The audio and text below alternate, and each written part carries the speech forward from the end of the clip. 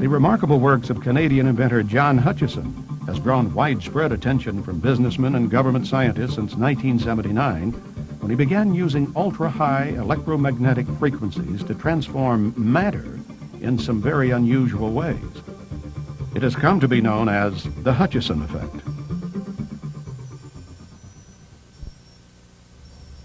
The objects you're seeing moving there is a form of levitation by translational movement, meaning that the objects become lighter and can float around. The heaviest being the barium cylinder that you see there with the two wires coming out of it. Tends to slide around on 7 pounds of its own weight. The physics of it is self-resonation of what they call ferromagnetic and piezoelectric barium tightening through a power amplifier and broad and narrow bands of electrical energy going into this crystal. So the applications of this in advanced applications using free energy or zero-point energy to power it would be in propulsion technologies.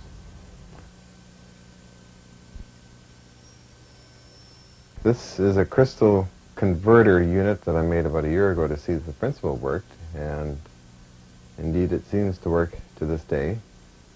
The principles involve the Casimir effect and space charge type of barrier technology in semiconductors, and a jitter activity called zero-point energy that goes through time and space.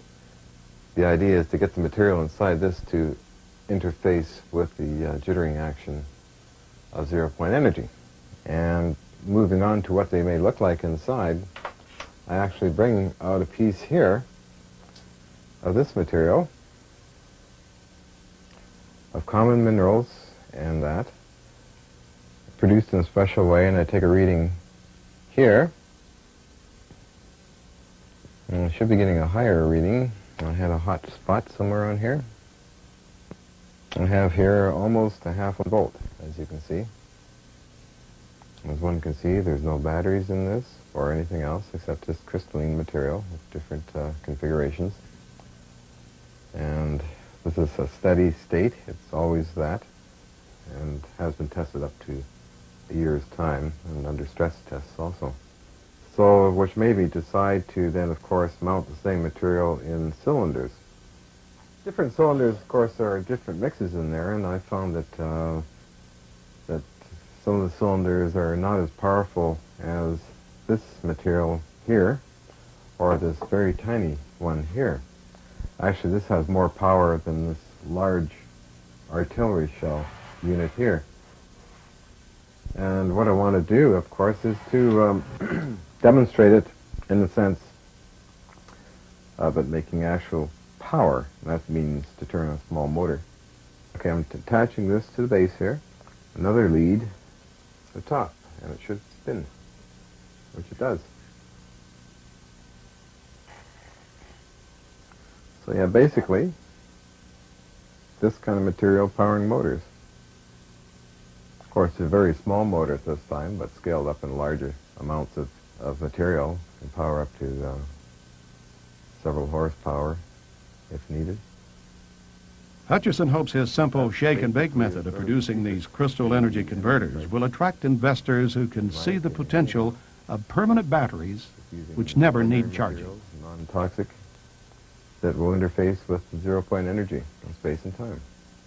Hutchison's more dramatic experiments border on the paranormal and have generated more than just a passing interest from U.S. military research labs.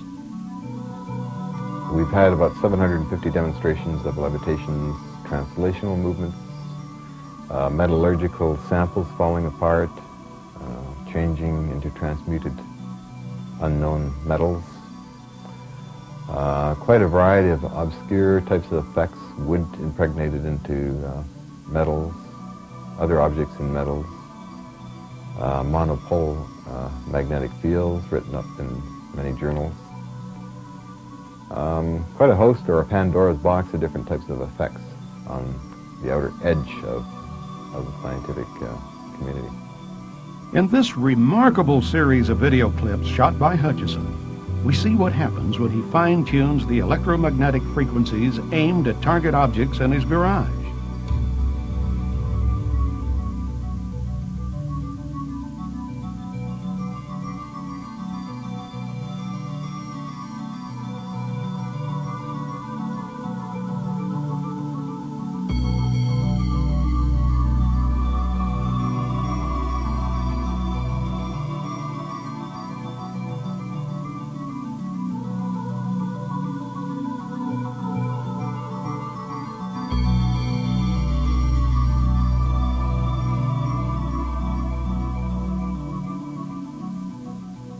On the subatomic level, I feel that there is a dimension shift activated by very conventional electrostatics, RF fields that I use, and Tesla waves that I use, that actually form a keyway that opens up another area of time and space that may activate the zero-point energy fields and interdimensional reactions, let's say, to gravitational waves and time waves, or chronons, if you wish.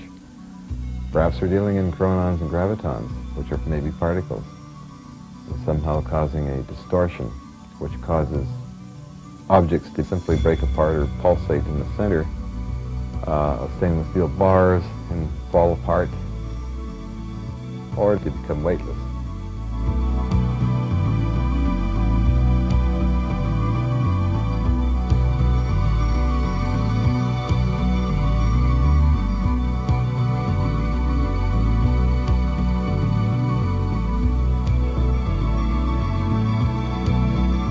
Here, ice cream in a plastic cup.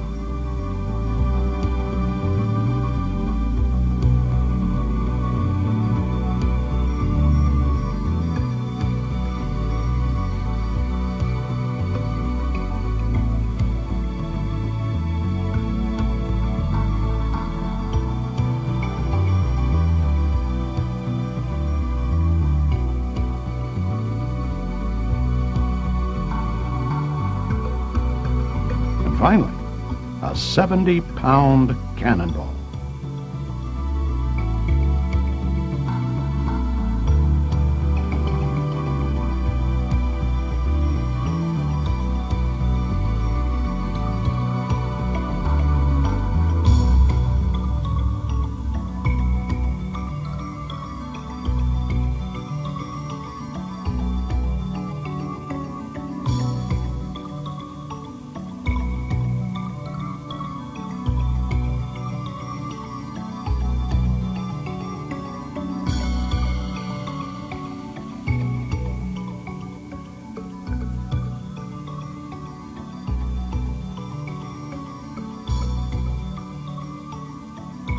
What is interesting and also frustrating about his invention is that he's using a combination of Tesla coil and AntiGrav to produce very disruptive and lifting experiments, which in one case, for example, actually lifts a 19-pound bushing toward the ceiling just from electromagnetic fields.